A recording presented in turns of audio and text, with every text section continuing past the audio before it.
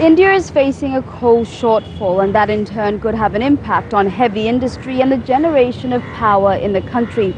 Prompted by concerns that new projects are being held up by differences between ministries, the Prime Minister has called for high-level talks later this week to discuss the problem.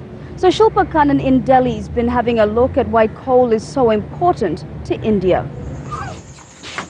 A large part of India lives and works without electricity, and the majority of these households are in villages.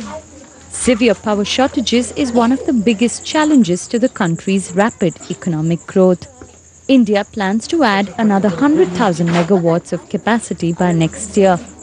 The government set a target of power for all by 2012, but it will miss this target by a huge margin, say experts. There are about 40% of the villages which have no access to electricity. Even those villages which are claimed by the government have electrification, they don't have a good quality supply. They have an average of 10 to 12 hours of supply in a day, and that too when they don't need it. Not during morning hours when they need agricultural pump sets, not during night when the children need to study. So there is a huge disparity. This is the answer to India's electricity problems. Coal is the dominant fuel in the country's energy sector.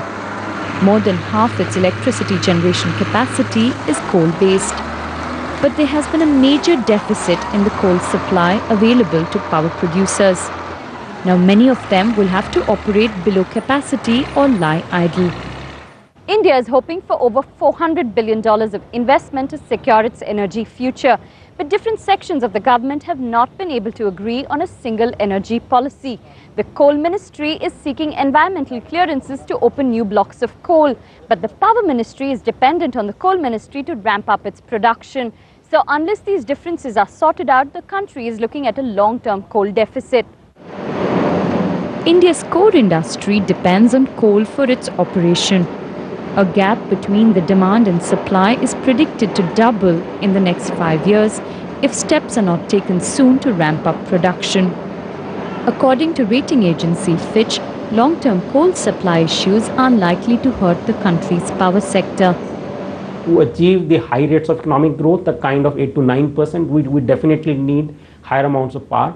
But at the same time, higher amounts of economic growth also demands more power. So it's the correlation between economic growth and power requirement is easily 1:1. For each 1% increase in economic growth, we need 1% increase in the power generation capacity.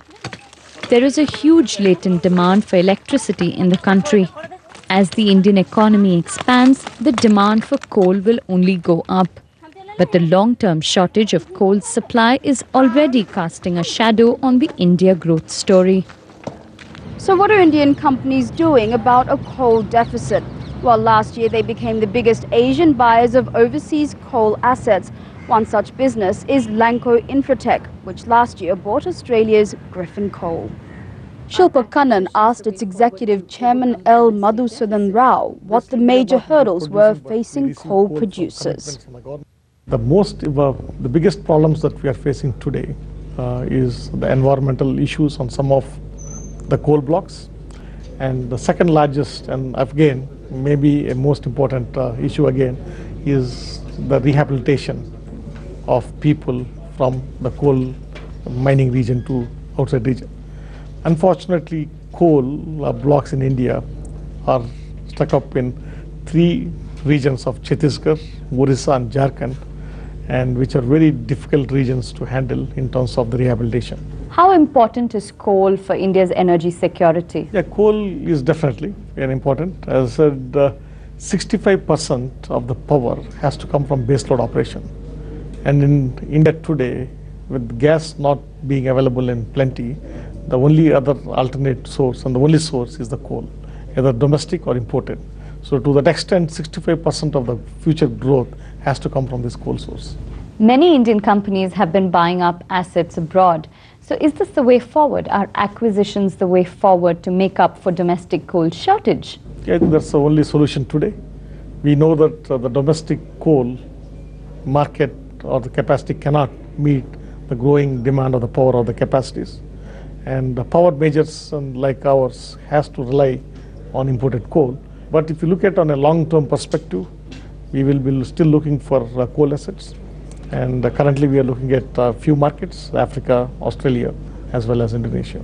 But as a power company, what do you want from the government? What is your wish list from the government? We would ask government, from the central government, to constitute a committee to speed up the process of opening up more coal blocks, come out with an environmental policy in case there is a good reserve is struck, whether some other process of addressing the environmental issue can be done, like what we see in some of the geographies in the other countries for this too.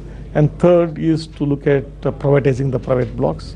And most important, not to share a block with multiple people, like what we are seeing in Orissa as an individual player. And I think if you give to the private sector, they'll find plans to bring up the capacities, just like the private sector has contributed to the growth of the power generation capacity in India.